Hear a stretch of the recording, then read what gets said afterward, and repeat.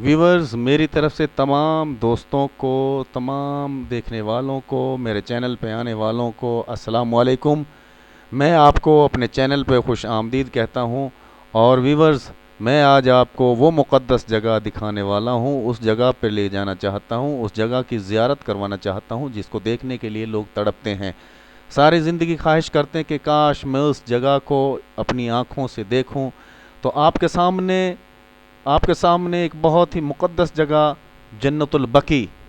ये वो कब्रस्तान है, वो अज़ीम कब्रस्तान है जिसमें बड़े बड़े सहाबा कराम मदफून हैं, आराम फरमा हैं, सो रहे हैं। ये जगह मस्जिद नबवी के बिल्कुल अहाते के दाएं तरफ है।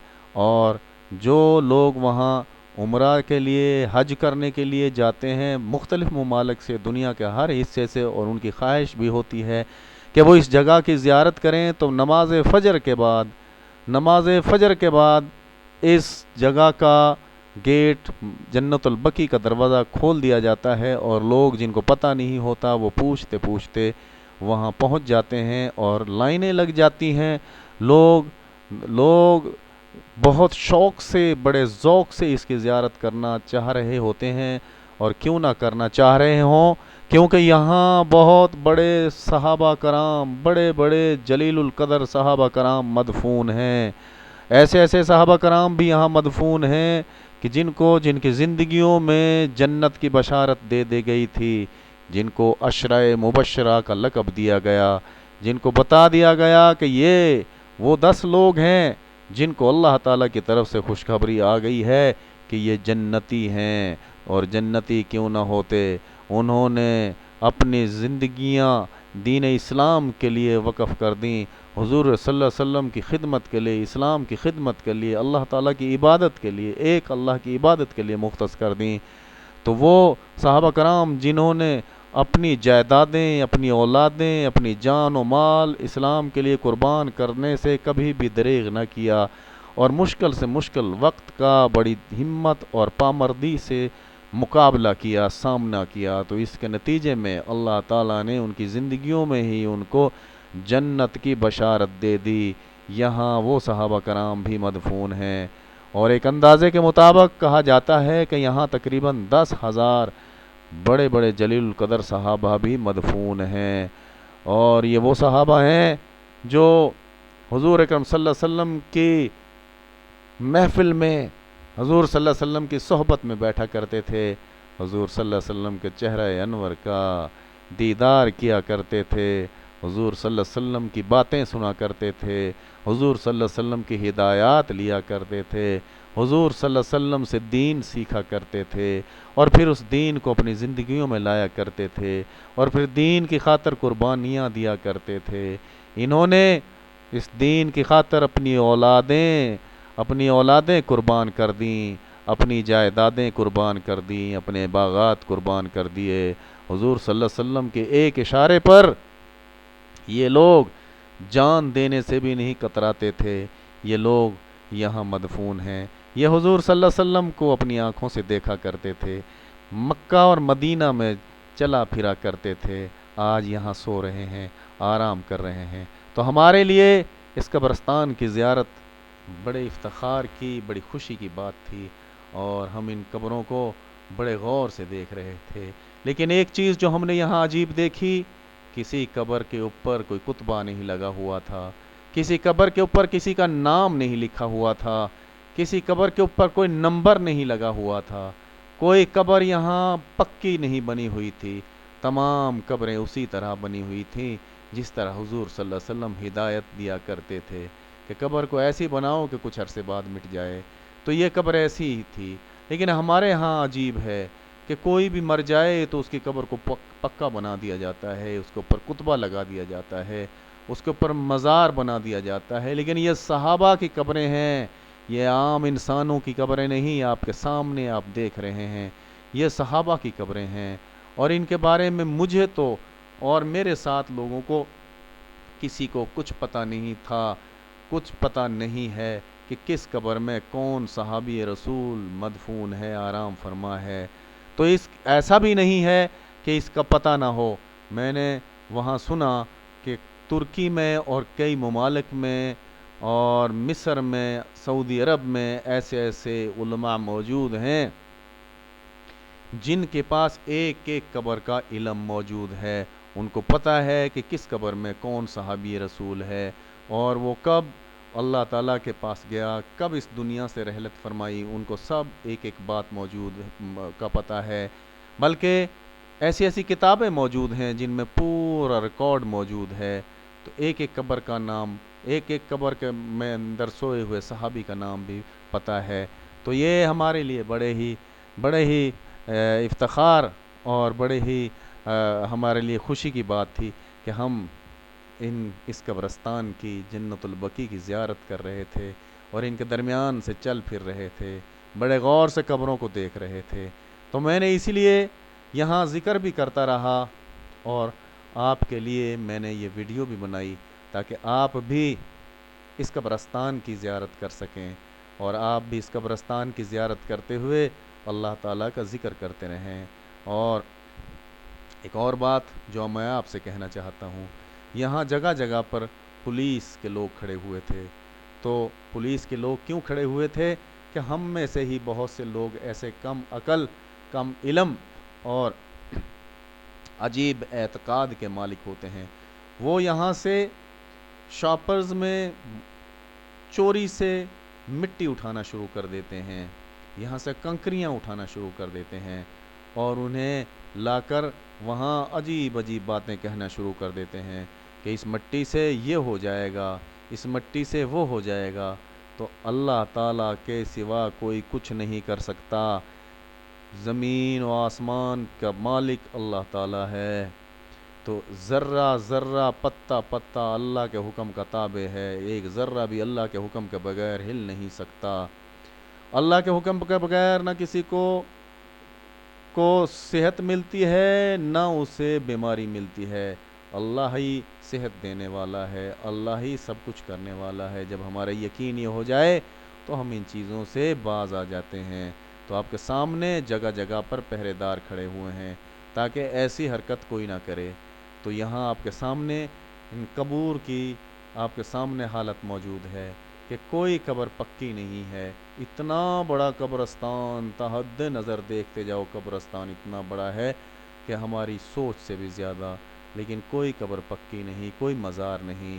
تو یہ قبرستان مسجد نبوی جو کہ آپ کے سامنے ہے، صبح کا وقت ہے، تو مسجد نبوی کے دائیں طرف یہ قبرستان موجود ہے. مسجد نبوی کی سطح نیچی ہے، قبرستان تھوڑا سا اونچا ہے. تو وہاں سے جب آپ فجر کی نماز پڑھتے ہیں مسجد نبوی میں، جو کہ بڑے ہی فخر کی بات ہے، بڑے اعزاز کی بات ہوتی ہے کہ مسجد نبوی میں آپ فجر کی نماز بجماعت پڑھ رہے ہیں. نماز پڑھنے کے بعد جنت البقیع کا دروازہ کھول دیا جاتا ہے، اور مختلف ممالک سے لوگ آئے ہوتے ہیں اور وہ جنت البقیع کی زیارت کرنا چاہ رہے ہوتے ہیں. تو وہ اس طرف آ جاتے ہیں، اور دروازہ کھلتے ہی لوگ اس قبرستان کی زیارت کے لیے نکل آتے ہیں. جیسا کہ آپ کے سامنے دور وہ لوگ واپس جا رہے ہیں. تو ایک راستہ ہوتا ہے جانے کا، ایک راستہ ہوتا ہے واپس آنے کا. تو لوگ اس کی زیارت کرنے کے بعد واپس چلے جاتے ہیں. بہت سے لوگ آج اس ٹیکنالوجی سے فائدہ اٹھاتے ہیں اور اس کی ویڈیو بنا لیتے ہیں، اور اپنے گھر والوں کو، رشتہ داروں کو آ کر وہ ویڈیو دکھاتے ہیں، اور وہ بھی ان کے بھی علم میں اضافہ ہو جاتا ہے، اور وہ بھی اس قبرستان کی گھر بیٹھے زیارت کر لیتے ہیں. تو میں نے یہ ویڈیو آپ لوگوں کے لیے بنائی ہے. آپ سے گزارش ہے کہ آپ اس ویڈیو کو دیکھیں، بار بار دیکھیں، اور دوسرے لوگوں کو بھی، رشتہ داروں کو، سب کو اس کو دکھائیں، ان کو لنک بھیجیں اور ان کو شیئر کریں. اس چینل کو سبسکرائب کریں، لائک کریں، کومنٹس باکس میں کومنٹ لکھیں کہ کیا یہ ویڈیو صحیح بنی ہے، کیا میں نے یہ ویڈیو آپ کے لیے درست بنائی ہے، تو بنانی چاہیے تھی یا نہیں بنانی چاہیے تھی. تو آپ کومنٹس باکس میں کومنٹس دیں. تو آپ کے سامنے مسجد نبوی کا نظارہ بھی ہے، اور ابھی تک آپ کے سامنے لائٹیں آن ہیں. تو اب بہت سے لوگ اس قبرستان کی زیارت کے بعد واپس جا رہے ہیں. تو جگہ جگہ پر پولیس والے کھڑے ہوتے ہیں. تو وہ جب کوئی رکتا ہے تو ان کو خطرہ ہوتا ہے کہ یہ کوئی حرکت کرے گا، تو وہ اسے کہتے ہیں کہ آپ چلتے رہیں. تو سختی نہیں کرتے، پیار سے کہتے ہیں کہ آپ چلتے رہیں، اور کیونکہ زیارت کا مقصد ہے تو آپ زیارت کریں، لیکن قبروں کی بے حرمتی نہ کریں، وہاں سے مٹی نہ اٹھائیں، وہاں گند نہ پھینکیں، دائیں بائیں تھوکیں نہ۔ تو یہ بہت ہی عظیم ہستیوں کا قبرستان ہے۔ اسی قبرستان میں حضور اکرم صلی اللہ علیہ وسلم کے پیارے بیٹے بھی مدفون ہیں، اور لیکن چونکہ ہمیں اس کا علم نہیں کہ وہ کہاں ہیں، تو ہم آپ کو یہ نہیں بتا سکتے، لیکن ہاں ہم آپ کو قبرستان کی زیارت ضرور کروا رہے ہیں، اور قبروں کو بڑے قریب سے بھی آپ کو دکھا رہے ہیں۔ آپ جو قبرستان کے جنت البقیع کے بارے میں آج تک ویسے ہی سنتے آئے تھے، اب اس کو اپنی آنکھوں سے خود دیکھ رہے ہیں کہ قبریں کیسی ہیں اور ہماری قبریں کیسی ہیں۔ ان صحابہ کی ہم پاؤں کی مٹی کے برابر بھی نہیں ہیں، پاؤں کی دھول کے برابر بھی نہیں ہیں، کیونکہ یہ وہ صحابہ ہیں، ادنا سے ادنا صحابی کی بھی جو ہم مٹی کے پاؤں کی مٹی کے دھول جو ہے اس کے برابر بھی ہماری حیثیت نہیں ہے۔ تو یہ وہ صحابہ ہیں جنہوں نے دین کے لیے قربانیاں دیں، جنہوں نے دن رات دین کے لیے وقف کیا، اور سب سے بڑی بات جنہوں نے حضور اکرم صلی اللہ علیہ وسلم کے چہرہ مبارک کی زیارت کی، حضور اکرم صلی اللہ علیہ وآلہ وسلم کو چلتے پھرتے دیکھا، کھاتے پیتے، اٹھتے بیٹھتے، سوتے، اور جہاد میں جاتے ہوئے ہر طرح سے ان کی زندگی کو دیکھا۔ یہ وہ صحابہ کرام ہیں، کتنی مبارک آنکھیں تھیں ان کی، جنہوں نے حضور اکرم صلی اللہ علیہ وسلم کی زیارت کی، اور ان کو زیارت حضور صلی اللہ علیہ وسلم کی نصیب ہوئی۔ تو ہمیں چاہیے کہ ہم ان صحابہ کرام کی قبروں کی بے حرمتی نہ کریں، اور بے حرمتی کیا ہے؟ ان قبروں سے مٹی نہ اٹھائیں، یہاں سے کوئی پتھر کو نہ اٹھائیں، یہاں چیزوں کو نہ چھیڑیں، یہاں تھوکیں نہ۔ تو اب یہ وقت واپس جانے کا ہے، آج جیسا کہ آپ کے سامنے بہت سے لوگ واپس جا رہے ہیں، اور وہاں سے آپ دیکھیں گے کہ جنت البقیع کا ایک گیٹ آئے گا، اس گیٹ سے سب نیچے اتر جائیں گے، نیچے کی طرف۔ مسجد نبوی کی سطح چونکہ تھوڑی سی نیچی ہے، اور یہ قبرستان اونچائی پر ہے، تو سارے اس گیٹ سے نیچے اتر جائیں گے۔ ان لوگوں میں دنیا کے مختلف ممالک سے لوگ موجود ہیں، کوئی مصر سے، کوئی سعودی عرب سے، کوئی انڈیا سے، کوئی بنگلہ دیش سے، کوئی تھائی لینڈ سے، کوئی ملائیشیا سے، کوئی پاکستان سے، کوئی جاپان سے، کوئی چائنا سے، غرض دنیا کے تمام حصوں سے لوگ یہاں آتے ہیں، اور مسجد نبوی میں فجر کی نماز بجماعت پڑھنے کے بعد یہاں اس قبرستان کی زیارت کے لیے آ جاتے ہیں۔ جن لوگوں کو پتہ ہوتا ہے وہ ڈائریکٹ سیدھے آ جاتے ہیں، جن کو پتہ نہیں ہوتا وہ پوچھتے پوچھتے یہاں پہنچ جاتے ہیں۔ مجھے قبرستان کا پتہ نہیں تھا، میں نے لوگوں سے پوچھا کہ جنت البقیع کدھر ہے، تو لوگوں نے مجھے بتایا کہ اس طرف ہے، تو میں بھی لوگوں کے ساتھ ادھر ہی چل پڑا، اور آپ کے سامنے آپ کو جنت البقیع کی میں نے زیارت کروائی۔ اللہ تعالیٰ سب کو اس جگہ پر بار بار آنے کی توفیق عطا فرمائے، آمین۔ اب آپ کے سامنے مسجد نبوی کی طرف ہم ٹریول کر رہے ہیں، سفر کر رہے ہیں۔ ان لوگوں کو آپ دیکھ سکتے ہیں کہ ان میں عرب بھی ہیں، عجم بھی ہیں، ان میں عراقی بھی ہیں، پاکستانی بھی ہیں۔ یہ آپ کے سامنے جنت البقیع کا وہ گیٹ آ گیا جس کو فجر کی نماز کے بعد کھول دیا جاتا ہے، اور اس میں سے ہوتے ہوئے لوگ جنت البقیع کی زیارت کے لیے چلے جاتے ہیں۔ آپ کے سامنے پھر ایک عظیم نظارہ موجود ہے مسجد نبوی کا۔